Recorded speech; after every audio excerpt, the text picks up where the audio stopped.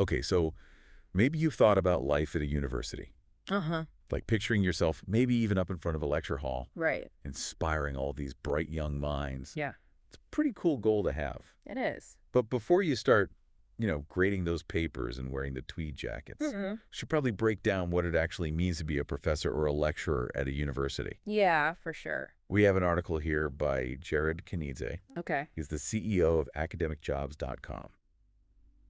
Interesting. And he points out some pretty interesting differences between these two roles. There really is a lot of confusion around lecturer and professor. Yeah. A lot of people think they're basically the same thing, Right. but they're really quite different paths. It's like way more than just having a different title on your business card. Exactly. It's about what you do every day, For sure. your whole career path, Yeah. even how you make an impact on students. Uh-huh. And one thing that the article brings up is that lecturers a lot of times come from outside of academia. Right. They're bringing these real-world experiences Yeah. to their students. Absolutely. You could have someone who worked on Wall Street teaching economics, Yep. or a published novelist teaching a literature class. That's a really key point. Yeah. That real-world experience from outside of the university, Yeah. it really changes the whole learning environment for the students. Yeah. It's not just about the theories anymore. It's Yeah. about connecting the theories to real problems and real decisions. Right. And students get to see how the knowledge is actually applied.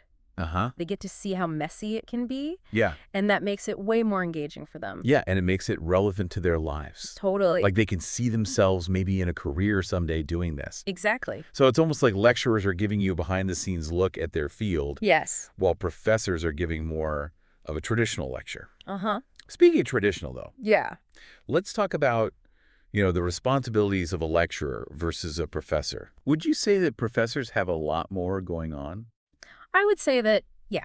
Yeah. You can think of it this way. Okay. A lecturer might come in to teach one specific course, Uh-huh. and that's their main focus. Okay. So they prep for that course, Yeah. grade assignments, Right. interact with students. Yep. But a professor has a lot more going on. Yeah. They still teach, of course, Uh-huh. but they're also doing research, Right. publishing scholarly articles. Wow. They have to get grants to fund the research, Okay. advise students on their research projects. Right. And a lot of times they're serving on committees. Wow. So they're doing a lot more than just teaching. That's right. That's a lot to juggle. It is. And then, there's also this whole concept of tenure, Right. which is a big deal in academia. Yeah. But to be honest, I'm not really sure what it means. Yeah, a lot of people talk about it, but they don't really know what it means. Right. Basically, it's a kind of job security that professors can get, but they have to go through this really rigorous review process to get it. So it takes years to achieve. It does, yeah. So you have to be doing a really great job. Uh-huh. Teaching, well, Right. doing good research, publishing. Yeah. And then once you have it, it's really hard to lose your position. So it's like the holy grail of being a professor. Yeah, you could say that. So if it's so great, why don't lecturers get it? Well, tenure is usually only available for professors who are on the tenure track. Okay. And lecturers are usually hired on these short-term contracts, Right. sometimes just to teach one semester Oh, wow. or to fill in when someone's away. Okay. So they're usually not eligible for tenure. So it's like two totally different employment models. That's right. The tenure track professor is there for the long haul, Uh-huh. Building their career at one university. and lecturers are more flexible Right. They can move around. and try different schools Yeah. and maybe even have another job on the side. Exactly. So you're choosing between like a stable career or being more entrepreneurial. That's a great way to put it. So that difference in employment impacts this concept of academic rank, Yeah, definitely. which Jared Kanidze also talks about in his article. Yeah, it's like a hierarchy Yep. based on your experience, Yeah. your publications, and your achievements. Right. And lecturers are usually at the entry level. Okay. Then you have assistant professor, Yeah. associate professor, Right. and then full professor. Okay. And at the very top, you have emeritus professors. Like the top of the top. Exactly. They're practically legends. It's like that scene in Indiana Jones where he's talking about the different levels of archaeological digs. Haha. Yeah, I see what you mean. You've got the newbies digging around in the dirt, Right. and then you've got these experienced people. Yep. Leading the expeditions and making these big discoveries. Yeah. And both are important. Absolutely every rank has a role to play. Right. A junior faculty member might be more focused on teaching. and building up their research experience, Uh-huh. while a senior professor is going to be leading the research Yeah. and mentoring the younger faculty Okay. and helping to decide the direction of the department. So the system rewards people who are more experienced, It does, yeah. which also impacts how much money they make. Of course, everyone wants to know about salary. Uh-huh. Right? Yeah, so Jared's article gives some average U.S. salaries, Okay. but he's careful to say that there's a lot of variation. Right. I would think so. Yeah, so he says that lecturers make about $55,505 per year, Okay. and professors average a bit more, around $58,025. Okay, so professors make a bit more. But then he says that lecturers could actually make more overall. Really? How does that work? Well, remember how we talked about how lecturers have these short-term contracts? Yeah. So they could have multiple teaching positions at different universities Oh, that's interesting. and then piece together a full-time income from all those part-time gigs. Or they could do consulting work on the side. Okay. Or freelance writing, or even run their own business. Wow. So there's a lot more flexibility. Exactly. It's a more entrepreneurial approach. Yeah, like the gig economy has come to academia. You could say that. But doesn't that sound like it would be really unpredictable? It can be, yeah. Especially when it comes to things like benefits and saving for retirement. That's true. It's not for everyone. Yeah, some people need that stability. Right, they like having a regular paycheck, Uh-huh. but some people really thrive on that freedom. Okay, so it's about figuring out your personality and what's important to you. Exactly. So it's not just about the money, it's about your lifestyle. For sure. So I have one more question. Okay. Does it matter if you're a lecturer or a professor in terms of what kind of students you teach? It can. Yeah. Okay. If you want to teach grad students, you almost always have to be a professor Okay. and have a PhD. Is that just because you have to have a PhD on paper, or is there more to it? It's more than that. Usually when you're teaching grad students, Uh-huh. you're guiding them as they do their own research. Yeah.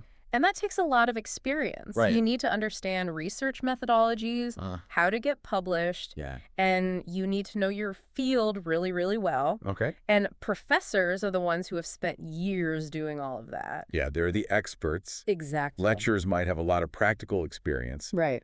but maybe not that research background. Uh-huh. So it's about mentoring the students through their research, That's right. not just teaching them about stuff that's already known. Exactly. It's a different level. Wow, we have talked about a lot of stuff. We have. So being a lecturer or a professor, those are two really different paths, Yeah, they are. each with their pros and cons. Absolutely. But before we get into those more deeply, Yeah. we're going to take a quick break. Sounds good. When we come back, we'll look at what you can expect if you choose one of these paths. I'm looking forward to it. So stay with us. Welcome back. Back to our deep dive into academia. Last time we talked about the basics of being a lecturer versus a professor. Like the different responsibilities and career paths. Exactly. But now let's get into the actual pros and cons. Okay, the stuff that really matters when you're trying to decide what to do with your life. Right. So let's start with being a lecturer. Okay. What are some of the things that people might like about that path? Well, one big thing is the flexibility. Okay, we talked about those short-term contracts. Right. So that could be good if you like to switch things up Exactly. or try working at different universities. Uh-huh. So you're not stuck in one place for years and years. You can move around. Yeah, teach a course here, a workshop there. Yeah, maybe even travel while you're teaching. That's pretty cool. So if you're someone who doesn't want to commit to one university, Uh-huh. or you just like to have new challenges, Yeah. lecturing could be a really good option. That nomadic academic lifestyle sounds kind of fun. Yeah, it can be. But there's got to be some downsides, right? Yeah, there are trade-offs. Okay, like what? Well, all those short-term contracts mean that things can be really uncertain. Okay. You might not know if you'll have a job next semester, Oh, wow. which can make it hard to plan for the future. Yeah, especially if you have a family or you're trying to buy a house. Exactly. It's Huh. different from having a regular salary. Right. And benefits are another thing to think about. Okay. Lecturers don't always get the same health insurance or retirement plan. Yeah, that makes sense. So you have to be okay with a bit more risk, Right, and be good at managing your money. for sure. So what about the actual teaching? Yeah. We talked about how lecturers bring all this real-world experience to the classroom. Right. What does that mean for the students? That's where it gets really interesting. Okay. Lecturers can connect the theories that students learn Uh-huh. to real-life examples. Right. They can talk about their own experiences, Right. the good and the bad, and they can even bring in guest speakers from their work. That's so cool. It's like having a mentor who's actually been there, done that. Not just someone who's read about it in a book. Exactly. Students can really see how the knowledge is used. Uh-huh. And that can make it way more engaging. Yeah, and inspiring, too. Totally. And for the lecturer, it's really rewarding to see their experience make a difference for their students. It sounds like everyone wins. Yeah. So if lecturers are so good at making things real, why do we even need professors? That's a good question. What are the good things about being a professor? Well, being a professor is a whole other ballgame Okay. with its own set of challenges and rewards. Okay. I think the biggest advantage is being able to get tenure. We talked about that before. Yeah, it gives you a level of job security that you just don't see in other jobs. Right. But it's not just about having a guaranteed paycheck. Okay. So there's more to it. Yeah, a lot more. Like what? Well, tenure also gives you academic freedom. What does that mean?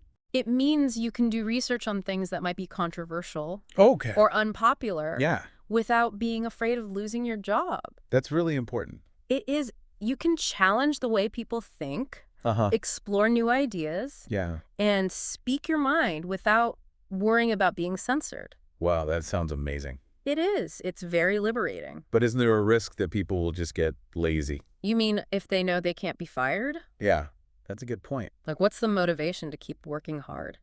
That's a debate that's been going on for a long time. Yeah. But I think most professors are really driven. Okay. They're not doing it for the job security. Yeah. Love the challenge, Uh-huh. the thrill of discovering new things. Okay. And they want to make a difference in their field. So they're motivated from within. Exactly. But I'm sure there's also pressure from outside. Oh, yeah, definitely. What about that publish or perish thing? Oh, yeah. That's a real thing. I've heard about that. It can be really intense. Especially for new professors. Right. They're trying to get tenure. Yeah. And universities really look at how much research you're doing. So you have to be publishing articles. Yep. In peer-reviewed journals, Okay. presenting at conferences, Mhm. and getting grants to pay for your research.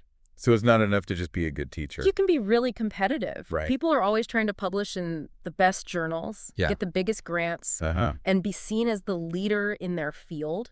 It sounds kind of exhausting. It can be. No wonder professors are always so busy. It's a demanding job. Right. You have to be really dedicated. They're good at balancing your work and your life. Yeah. Professors are always juggling so many things.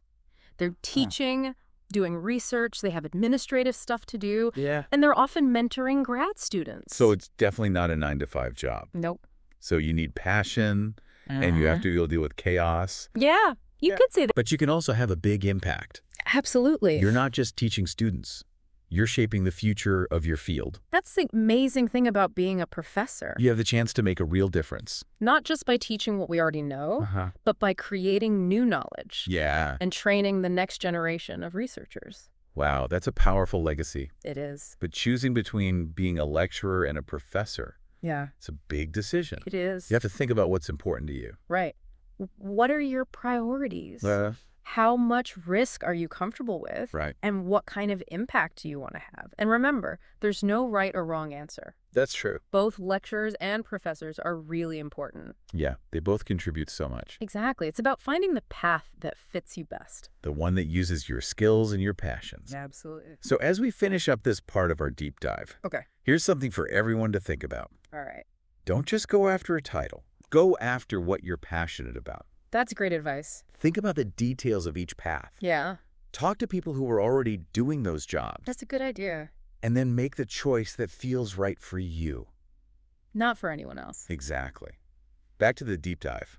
We've been looking at academia pretty closely. Yeah, we've covered a lot of ground. Looking at lecturers versus professors. All the pros and cons. Figuring out what makes each path special. Exactly. It's been fascinating. But let's get practical now. Okay. What if someone's listening to this Uh-huh.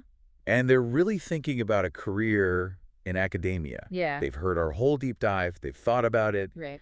and they're ready to actually take that next step. Okay. What advice would you give them? Oh, that's the big question. It is. And it's different for everyone. Right. But if I had to boil it down, Okay. I'd say start with passion. Okay. What are you really excited about? Mm-hmm. What do you want to share with the world? Don't just chase the trends or the prestige. Right. Follow your heart. Yeah. Find what you really love. Because that's what's going to keep you going Right. when you have to work those long hours or when you run into challenges or setbacks. Yeah. It's like they say, What's that? if you love your job, you'll never work a day in your life. Uh-huh.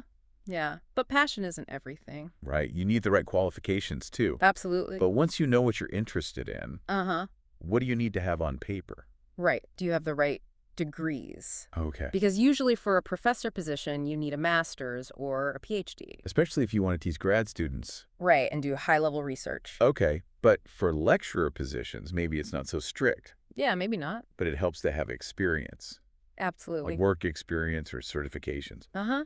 Or even a published book. That would definitely make you stand out. It would. So you've got the passion, you've got the qualifications. Okay, what's next? What else do you need? Well, now you need some experience. Okay, hands-on experience. Exactly. So, like, how do you get that? Well, you can start building your teaching portfolio. Okay.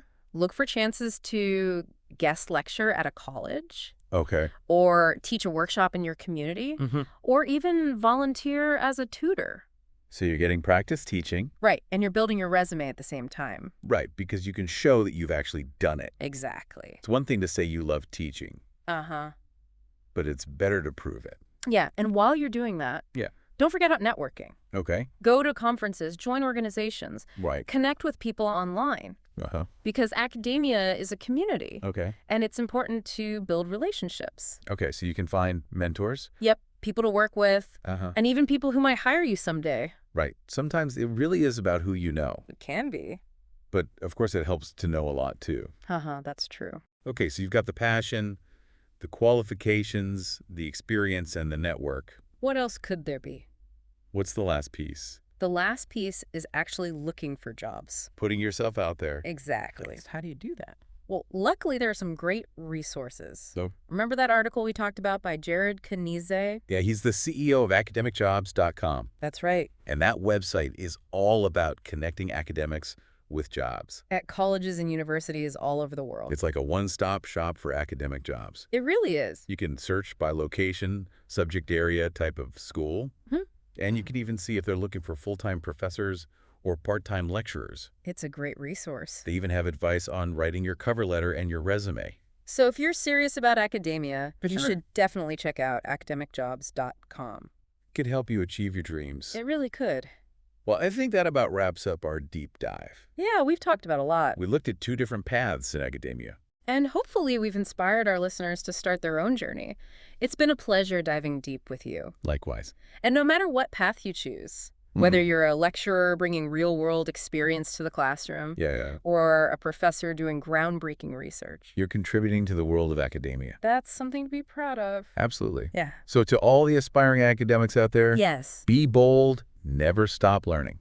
Couldn't have said it better myself. That's it for this deep dive. Until next time.